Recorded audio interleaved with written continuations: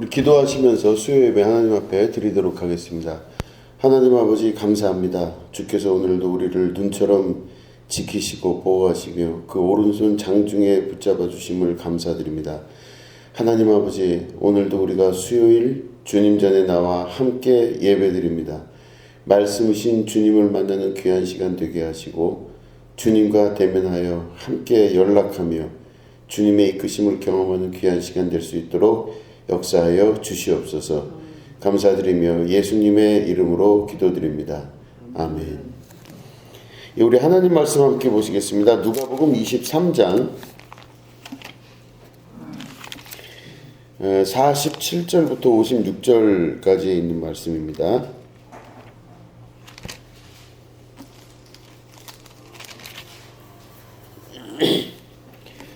누가복음 23장 47절부터 56절을 교도하도록 하겠습니다. 백부장이 그 된 일을 보고 하나님께 영광을 돌려 이르되 이 사람은 정녕 의인이었도다 하고, 이를 구경하러 모인 무리도 그 된 일을 보고 다 가슴을 치며 돌아가고, 예수를 아는 자들과 갈릴리로부터 따라온 여자들도 다 멀리 서서 이 일을 보니라. 공의의 의원으로 선하고 의로운 요셉이라는 사람이 있으니 그들의 결의와 행사에 찬성하지 아니한 자라. 그는 유대인의 동네 아리마대 사람이요 하나님의 나라를 기다리는 자라. 그가 빌라도에게 가서 예수의 시체를 달라 하여 이를 내려 세마포로 싸고 아직 사람을 장사한 일이 없는 바위에 판 무덤에 넣어두니, 이날은 주일이요 안식일이 거의 되었더라. 갈릴리에서 예수와 함께 온 여자들이 뒤를 따라 그 무덤과 그의 시체를 어떻게 두었는지를 보고 돌아가 향품과 향유를 준비하였더라. 아멘. 아멘. 오늘 이 사람은 정녕 의인이었다라는 제목 가지고 함께 말씀을 나누도록 하겠습니다.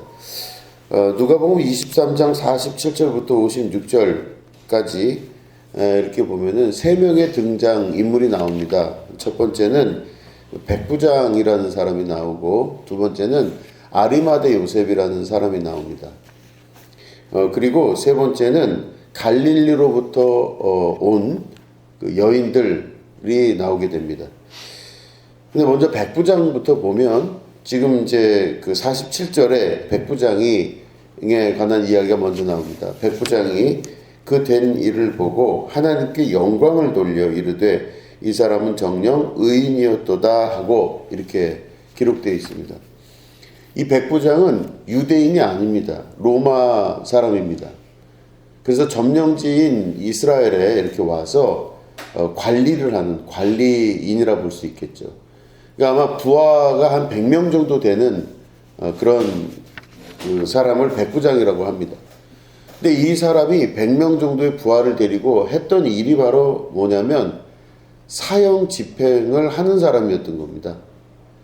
그래서 군인인데 그 지역에서 일어나는 그 사람들을 처형하는 일에 이 사람이 이제 그 모든 일을 관장하는 사람, 그게 바로 여기서 나온 그 백부장이라는 사람입니다.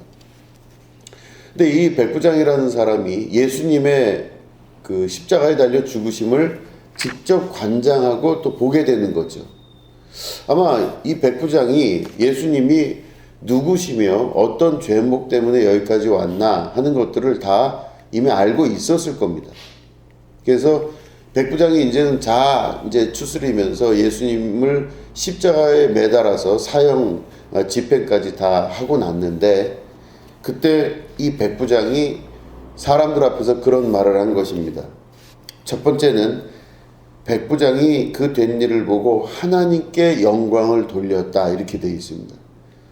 여러분, 이방인으로서 로마인으로서 또 사형 집행을 하는 책임자로서 이방인인 바로 이스라엘 사람들의 믿는 신 여호와 하나님께 영광을 돌렸다라고 하는 것은 쉬운 일이 아닙니다.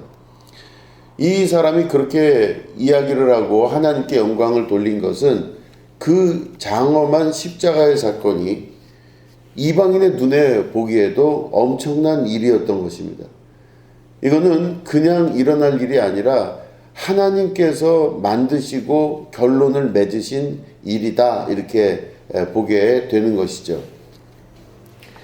하나님의 역사는 그래서 이방인의 이 눈을 통해서 오히려 영광을 받으시는 하나님의 역사가 나타나게 된 것입니다. 이 백부장이라는 사람이 전혀 관련이 없을 것 같은 그 장면을 보고 하나님께 영광을 돌렸다고 합니다. 그러면 왜 그랬을까? 왜 그랬을까? 여러분, 사형 집행을 하는 이 로마인인 백부장은 수많은 사람들을 사형을 시켰을 겁니다.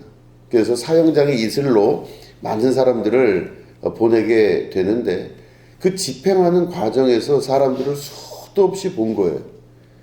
그러니까 죽어가는 사람들이 사형수들을 많이 보면서 그 마지막 죽음을 계속 자기가 목도하면서 그 사람이 누구인지, 그 사람이 왜 저렇게 죽는지, 그리고 저 사람의 마지막은 왜 저렇게 돼야 되는지를 많은 부분 경험을 통해서 알고 있었을 것입니다. 그런데 이 백부장이 뭐라고 고백을 하냐면, 우리가 읽은 본문의 47절의 뒷부분을 보면 이르되 이 사람은 정녕 의인이었도다 하고 이렇게 돼 있어요. 예수님의 죽으심을 보고 사람들 앞에서 자기가 고백을 한 겁니다. 이 사람은 죄가 없다, 이렇게 합니다. 의로우신 분이시다. 여러분 생각해 보세요. 이게 재판을 통해서 모든 이 과정을 거쳐서 예수님이 결론적으로는 죄인으로 결론이 났기 때문에 십자가에 달려 죽는 거잖아요. 그러면 그 법과 관련되어 있는 집행인은 말을 함부로 하면 안 됩니다. 이 모든 집행에 대해서 결과만 자기가 책임지고 예수님을 사형수로서 마지막에 십자가에 매달면 자기 할 일은 다 끝나는 거예요. 근데 이 사람의 입에서 예수님은 죄가 없다라고 이야기하는 이 장면, 이거는 그 주변에 있었던 사람들이 그 백부장의 이야기를 듣고 여러 가지 생각이 복잡하게 작용하는 순간이 왔을 것입니다. 이 법을 집행하고 있는 이 백부장의 이 고백은 사실은 죄 없는 사람을, 죄 없는 예수님을 십자가에 못 박아 죽인 로마의 결정, 그리고 유대인들의 결정에 대한 반발입니다. 그러면 한마디로 얘기하면 죄가 없는데 그 사람을 죽이면 어떻게 되죠?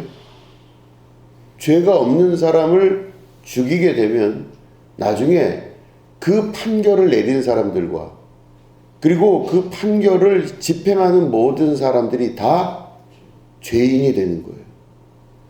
죄 없는 사람을 죽이면 다 뒤집어 쓰게 되는 겁니다. 먼저는 빌라도의 최종 판결이 있었고, 그 다음에는 예수님을 십자가에 못 박아 죽이기 위해서 너무나 격렬하게 일을 했던 여러 서기관이나 바리새인이나 제사장, 이런 유대인들이 그 예수님을 죄인으로 모은 아주 중요한 원흉들입니다. 근데 실제로 보면 영적인 사건에서 보면 그 사람들이 그 일들을 했지만 그 사람들을 움직이고 있었던 마귀 사단의 권세가 끊임없이 예수님을 죄인으로 몰아서 죽이게 된 거죠. 그러니까 결국에는 예수님을 십자가에 못 박아 죽이게끔 했던 모든 것은 가장 큰 원흉은 마귀 사단의 권세고, 그 다음에는 서기관, 바리새인, 제사장, 이런 사람들이 바로 그 도구로 사용이 된 것이고, 또 로마까지 거기에 연루가 되면서 죄가 없는 분을 죄인으로서 결론을 짓게 되는 것입니다. 그런데 모든 결론이 다 사실은 이스라엘 전체 군중, 민중, 예수님을 따랐던 많은 사람들이 배신하고 예수님에게 침을 뱉고 손가락질하면서 결국에는 예수님을 십자가 사형대에 달리게끔 만들어놨던 이 이스라엘의 모든 사람들, 이 모든 사람들의 것들이 사실은 군중도 있고 법적으로 맞다 하는 결론이 났기 때문에 이렇게 됐는데, 지금 저 백부장은 이 사람은 죄가 없다 이렇게 이야기합니다. 놀라운 역사입니다. 죄가 없다는 걸 어떻게 알았을까? 아마 성경에는 여러 자료들이나 이런 것들이 충분치가 않습니다. 그런데 예수님이 죄가 없다는 걸 아마 이 사람은 백부장은 경험을 통해서 알았을 거예요. 예수님에 대한 소문을 듣고 예수님이 죽어가는 그 모습을 보고 또 예수님이 죽으실 때 어떤 말씀을 하셨나 하는 것들을 다 듣고 결론으로는 이 사람이 예수님은 죄가 없다라고 말할 수가 있었던 것입니다. 그 사람의 마지막을 보면은 그 사람의 진의를 알 수가 있습니다. 우리도 마지막의 모습을 어떻게 해야 될지를 잘 생각해야만 됩니다. 예수님의 마지막을 보고 그 마지막의 모습을 보고 예수님이 죄인이 아니고 죄가 없으신 분이시다라는 것을 알 수 있었던 이 백부장은 바로 예수님의 선하심과 그 자체의 죄가 없으신 것들이 이미 이 사람 안에서 영적인 사건으로 알게 되게끔 만들어졌다는 것이죠. 그래서 결국에는 죄 없는 분을 죄인으로서 죽게 만든 이 사건, 그걸로 인해서 결국에는 이 백부장은 하나님께 영광을 돌렸다 이렇게 기록되어 있습니다. 하나님께 영광을 돌린 거예요. 왜요? 바로 죄 없는 예수님을 죽이심으로 죄 있는 우리들의 죄를 모두 다 탕감을 받을 수 있고, 그리고 이 사건을 집행했던 많은 사람들을 오히려 마귀 사단의 권세들과 함께 이들을 다 역으로 죄인으로 몰 수 있는 중요한 근거가 되기 때문에 이 백부장의 고백은 굉장히 법적으로 중요한 고백이라고 볼 수가 있습니다. 그래서 여러분, 우리가 누가복음을 하고 있지만 누가복음 2탄인 사도행전을 보면 여러분, 그 누가복음 1탄은 누가복음이고 누가복음 2탄이 사도행전이라고 말씀드렸잖아요. 그래서 누가가 기록을 할 때 누가복음은 예수님과 제자들을 중심으로 사역이 이루어진 걸 기록을 했고, 사도행전은 예수님이 하늘로 승천하신 이후에 그 제자들을 통해서 교회가 성장해가는 장면을 사도행전에서 누가가 적었어요.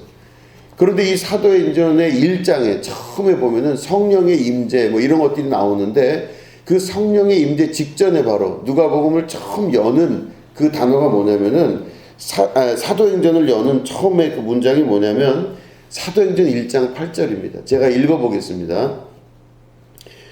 오직 성령이 너희에게 임하시면 너희가 권능을 받고 예루살렘과 온 유대와 사마리아와 땅끝까지 이르러 내 증인이 되리라 하시니라. 아멘. 뭐가 된다 그랬죠? 증인이 된다 그랬습니다. 그 증인이라는 단어는 어디서 사용할까요? 저 법정에서 사용하죠. 증인이라는 단어는 법정에서 사용하는 단어입니다.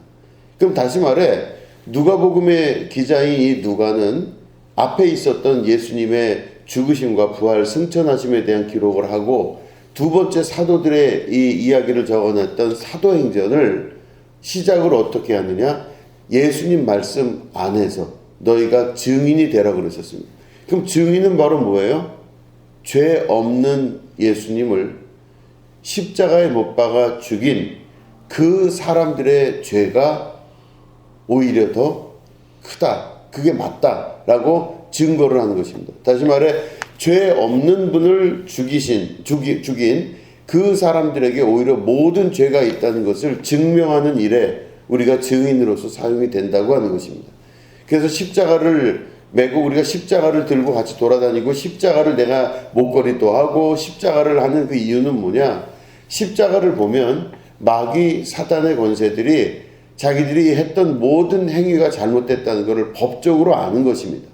그래서 우리가 이 세계 가운데서 나와서 그 얘기를 할 수 있는 것은 바로 증인으로서 죄가 없는 분을 죽인 그 사건, 결국에는 마귀 사단과 사두개인과 바리새인과 이스라엘의 모든 역사가 그들이 곧 죄인이라고 하는 것을 증명하는 그런 것이란 걸 십자가 사건을 통해서 깨달아 알게 되는 것이죠. 이게 바로 백부장의 고백으로부터 시작이 됩니다. 그래서 백부장의 고백을 통하여서 고백이 되고 죄 없는 자를 십자가에 달려 죽인 그 사건이 사도행전에서는 결국에 우리 모두가 다 그 십자가 사건의 증인이 되어서 내가 십자가를 들고 사람들 앞에 나가고 모든 사람들에게 이 복음을 전할 수 있는 것은 예수님의 죽으심을 통하여서 마귀 사단을 오히려 올가매고 그들의 권세를 이 땅에서 뺏을 수 있는 아주 중요한 역사적 일들을 이룰 수 있다는 것입니다. 이게 바로 십자가 사건의 아주 중요한 것이라 볼 수 있는 것이죠. 자, 보면은 두 번째 사람이 나옵니다. 아리마대 요셉이라는 사람이 나와요. 51절에 보니까 그렇게 되어 있습니다. 50절에 보니까 이렇게 되어 있어요. 공회의원으로 선하고 의로운 요셉이라 하는 사람이 있으니 가로 열고 그들의 결의와 행사에 찬성하지 아니한 자라, 이렇게 되어 있습니다. 그는 유대인의 동네 아리마대 사람이요 하나님의 나라를 기다리는 자라, 이렇게 기록되어 있습니다. 이게 무슨 말이냐면 아리마대 요셉이라는 사람이 예수님이 십자가에 달려 죽으시니까 그 시신을 달라고 빌라도한테 간 겁니다. 그 예수님의 시신을 달라고 간 거예요.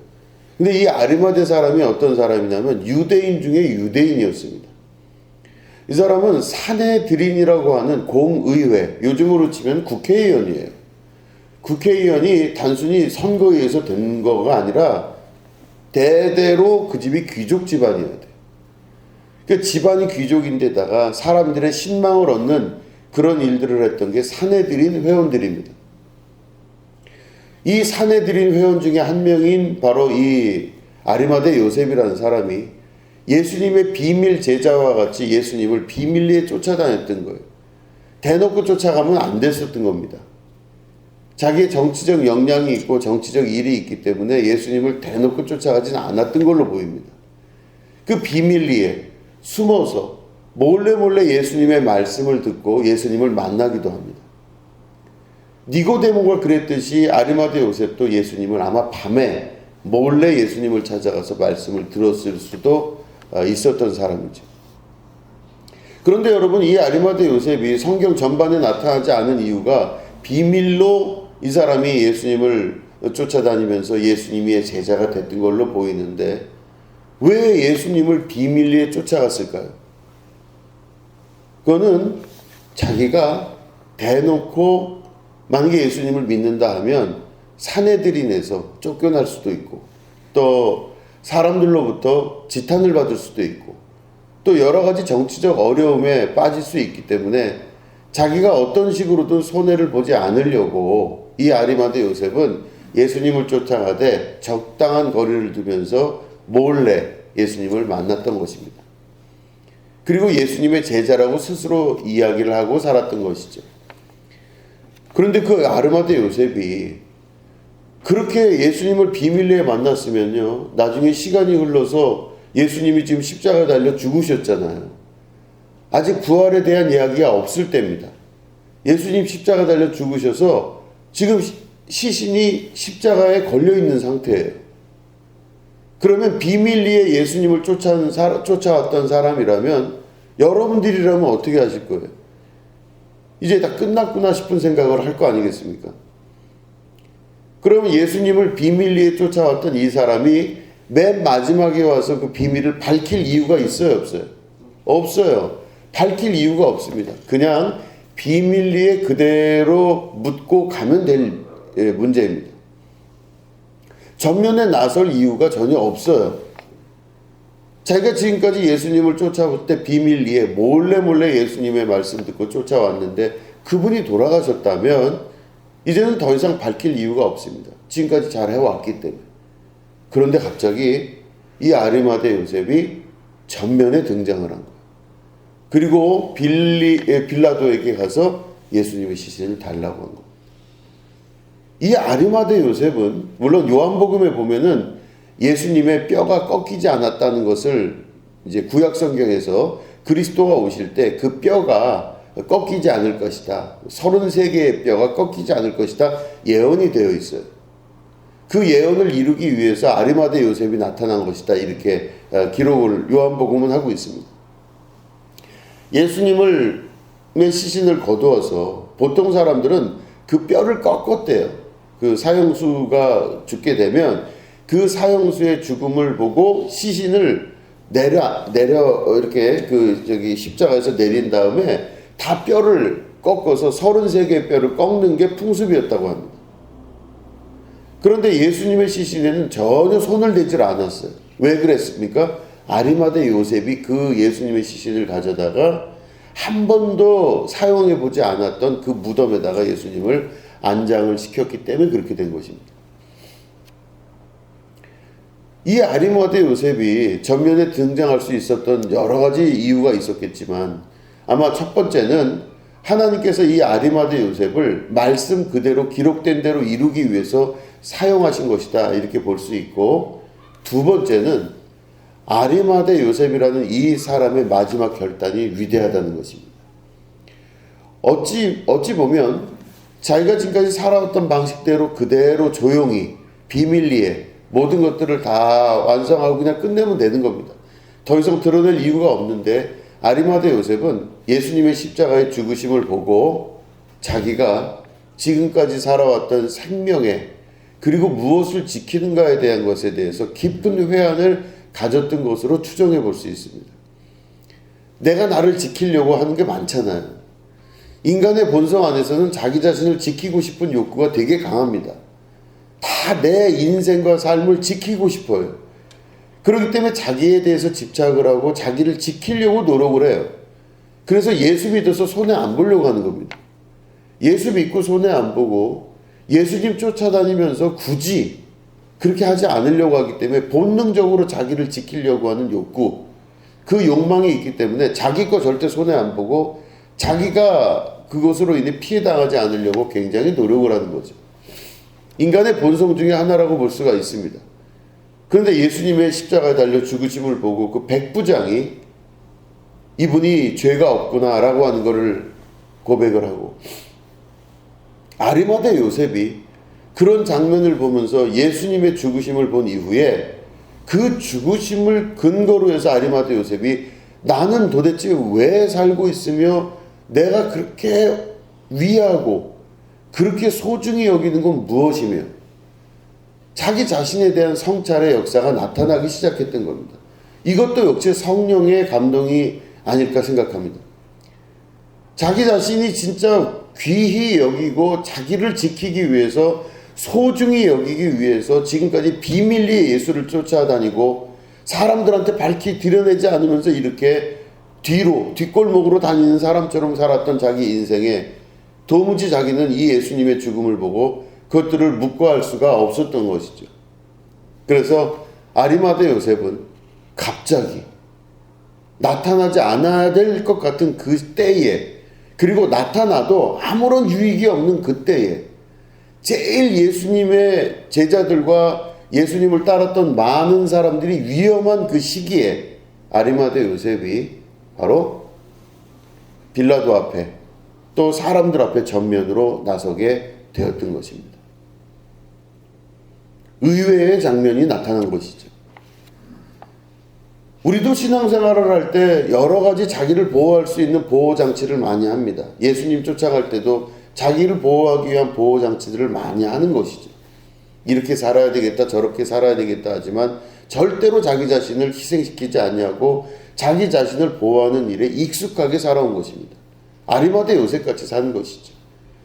그런데 이 아리마대 요셉이 예수님의 십자가의 죽으심을 보고 나서 갑자기 그가 자기 자신의 귀히 여기는 것들을 버렸다고 볼 수 있습니다.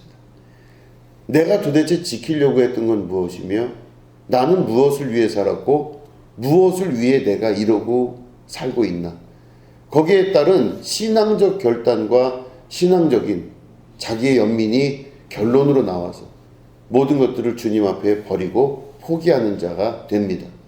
아마 이 일로 인해서 사내들인에서 제명됐을 가능성이 높고, 이 일로 인해서 여러 가지 고난의 일들이 아마 아리마대 요셉에게 닥쳤을 겁니다. 그런데 이 아리마대 요셉은 그 모든 것들을 알고 각오를 하고 예수님의 시신을 받게 되죠. 아리마대 요셉이 아마 지켰던 건 그거인 것 같습니다. 자기가 그렇게 비굴하게 지키려고 했던 자기 인생, 결국은 예수님의 말씀을 자기가 기억해 볼 때 누구든지 나를 따라오려거든 자기 십자가를 메고 나를 쫓을지니라. 옛것은 지나갔으니 보라 새 것이 되었도다. 옛사람은 죽고 새 사람이 되었도다. 아리마대 요셉은 아마 자기가 가지고 있었던 지키려고 했던 자기 인생과 삶의 모든 것이 옛사람이었다고 했다고 생각이 됩니다. 우리의 옛자, 옛사람, 가지고 있는 모든 육신으로서의 가치관, 이 모든 것들을 다 내려놓고 예수님이 십자가를 지고 가셨으니 나도 그 십자가를 메고 가겠습니다. 아마 이런 각오로 사람들 앞에, 빌라도 앞에 전면으로 나타나게 된 것입니다. 신앙생활에 이 한 명 한 명이 나타나는 그 시기와 모습을 보면 우리가 우리의 신앙을 다시 한번 돌아볼 수 있는 중요한 내용들이 그 속에 들어가 있습니다. 어떻게 신앙생활하는 게 잘하는 것인지, 내가 이 땅에서 숨이 있는 동안 어떤 결정을 하고 어떻게 사는 것이 맞는 것인지, 여러 가지 생각이 교차할 때가 참 많이 있습니다. 이것저것 많은 경험들을 하고 지금까지 잘 지켜왔다고 생각했지만 결론적으로는 마지막 예수님의 그 말씀과 같은, 나를 따라오려거든 자기 십자가를 메고 나를 쫓을지니라, 거기에 모든 것들이 걸려 있다는 것을 아리마대 요셉은 깨달아 안 것이죠. 적절한 시기가 아닙니다. 예수님의 진정한 제자가 되고 사람들 앞에 나설 수 있었다면 아마 이렇게 결론이 날 것 같았으면 예수님이 살아계실 때 5,000명 먹이시고 많은 사람들 앞에서 추앙받을 때, 예루살렘으로 들어올 때 막 추앙을 받고 나귀를 타고 들어오실 때 호산나 다윗의 자손이여, 이런 이야기를 들을 때 예수님을 따랐다면 오히려 더 아리마대 요셉은 좋았을 수가 있는데, 아리마대 요셉이 그러지 않고 가장 힘들고 어려운 시기에 자기 자신을 다 내려놓고 예수님을 메시신을 받아들이게 되는 것입니다. 신앙생활의 한 모범은 그렇게 되는 것이죠. 우리는 무엇을 위해 살고 무엇을 지키고 싶으며 또 내 인생에 무엇인가를 어떻게 꾸미고 나가고 싶으십니까? 우리 안에 있는 이 육시대 모든 것들은 자기 자신을 지키는 일에 철저합니다. 그러나 예수님을 쫓아가는 사람들은 그런 경우가 아니라 아리마대 요셉과 같이 맨 마지막에 자기를 성찰하며 돌아보면서 회개하고 십자가에 자기 자신을 다시금 매달 수 있는 그 용기와 신앙이 우리 가운데 나타나게 되는 것이죠. 누가는 그래서 이 아리마대 요셉에 관한 이야기를 아주 상세하게 자세히 기록합니다. 특별히 우리 본문의 51절에 보면 가로 열고 그렇게 돼 있죠. 그들의 결의와 행사에 찬성하지 아니한 자라. 이 그들의 결의가 뭐냐면 사내들인에서 나왔던 결의일 것입니다. 사내들인과 대제사장과의 결탁을 통해서 예수님을 죽이는 일에 같이 갑시다 라고 하는 것에 결탁하지 아니하는 자라라고 누가는 아리마대 요셉에 관해서 조금 더 자세하게 기록하는 것을 볼 수 있습니다. 아리마대 요셉은 자기가 생각한 대로 맨 마지막에 그 큰 손해와 어려움을 감수하고서라도 예수님의 시신을 받아들일 수 있었던, 그리고 그 마지막을 장식할 수 있었던 아주 귀한 존재가 되게 되었은 것입니다. 세 번째 존재는 바로 여인들입니다. 55절서부터 보면 갈릴리에서 예수와 함께 온 여자들이 뒤를 따라 이렇게 되어 있습니다. 이 여인들이 예수님을 쫓아왔는데 어디서부터 왔다고 그러냐면 갈릴리에서부터 왔다고 되어 있습니다. 갈릴리는요, 이스라엘에서 그 예루살렘의 북서쪽에 있는 바다 쪽에 갈릴리 호수 근처에 있는 마을입니다. 그 갈릴리에서부터 예수님을 쫓아온 사람들이에요. 많은 사람들이 자기의 있던 고향으로 돌아가거나 예수님의 죽음을 보고 모든 사람들이 뒤돌아서 숨어 있거나 했던 그 시기에 이 누가복음의 기자인 누가는 그 여인들을 설명을 할 때 뭐라고 설명하냐면 누군지는 알 수가 없습니다. 이 여인들이 누군지는 알 수가 없어요. 무명의 여인들인데 그 여인들이 갈릴리에서부터 왔다 이렇게 되어 있습니다. 그럼 여러분, 갈릴리에서부터 왔다고 하는 이 말은 다른 제자들과 비교를 하려고 하는 누가의 의도가 들어가 있습니다. 예수님의 제자들의 대부분은 갈릴리 출신들입니다. 갈릴리에서부터 예수님을 쫓아와서 예루살렘까지 같이 온 제자들이에요. 갈릴리에서부터 같이 왔는데 그 예수님의 제자들은 지금 어디가 있죠? 다 숨어 있어요. 십자가 앞에 나타난 제자라고 해봐야 요한밖에 없습니다. 가장 나이 어린 제자인 요한밖에 없어요. 모두 다 없어졌습니다. 갈릴리로부터 예수님 쫓아왔던 많은 사람들은 다 없어져 버렸어요. 마지막까지 예수님을 지키겠다고 말한 베드로도 멀찍이 도망갔습니다. 모든 사람들이 그렇게 도망갔는데 여기 나온 그 여인들은 예수님을 끝까지 따라가되 예수님이 십자가 달려 죽으시는 장면까지 목도하면서 쫓아가는데 그들이 어디로부터 왔다? 갈릴리로부터 왔다. 이렇게 되어 있습니다. 우리가 성경을 볼 때 성경에는 다 12제자를 중심으로 성경의 역사가 기록되는 것처럼 꼭 주인공들이 12제자인 것처럼 보입니다. 뭐 실제 그렇기도 하죠. 그런데 보이지 않는 주인공들이 훨씬 더 많은 것입니다.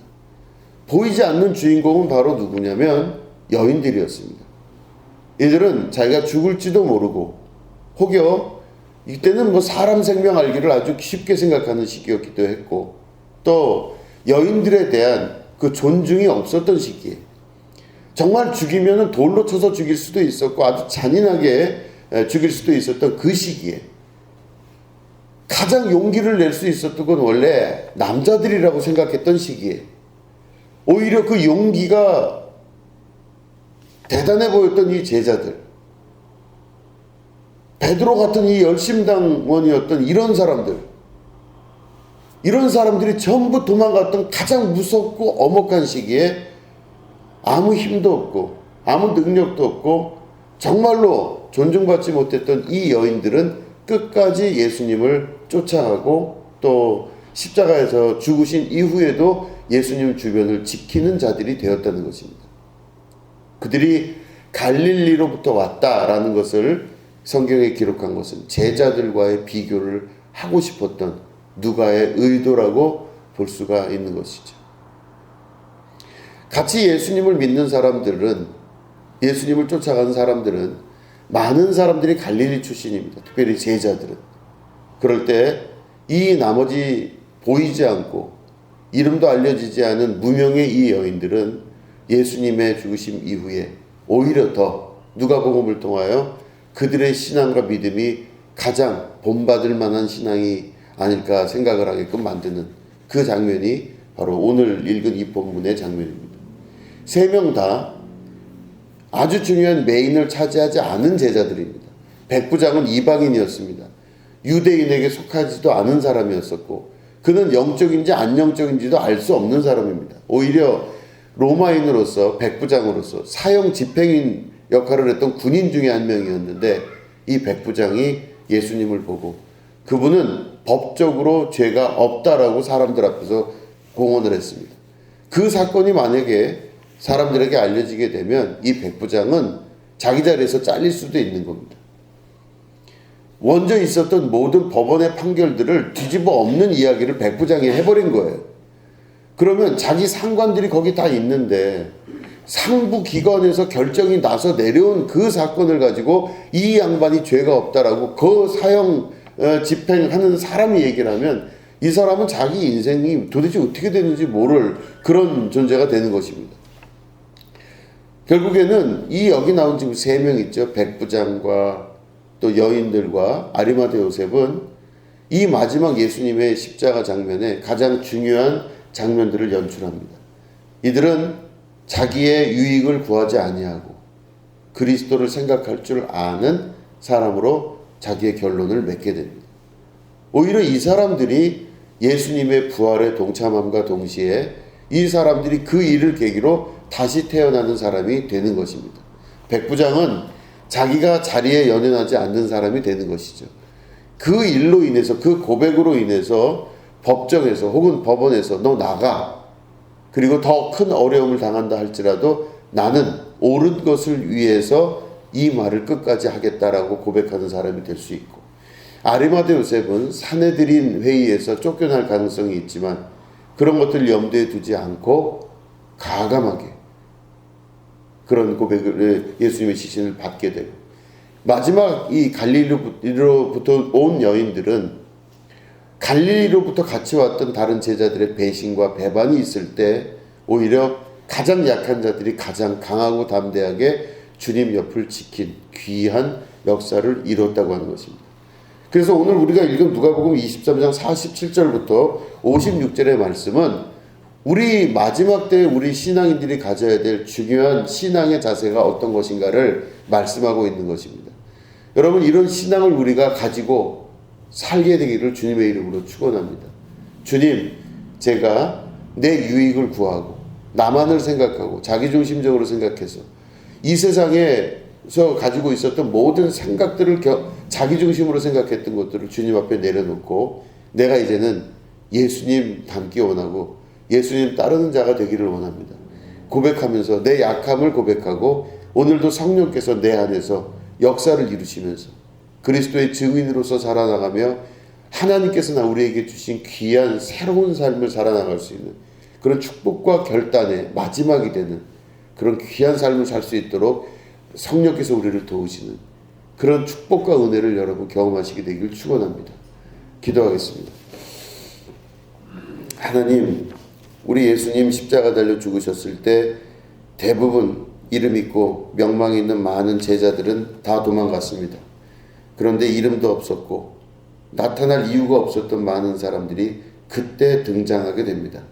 아레마대 요셉을 우리가 기억하며 또한 사형 집행인인 백부장을 기억하고 또한 이름도 없이 무명으로 예수님을 갈릴리로부터 쫓아왔던 그 여인들을 기억합니다.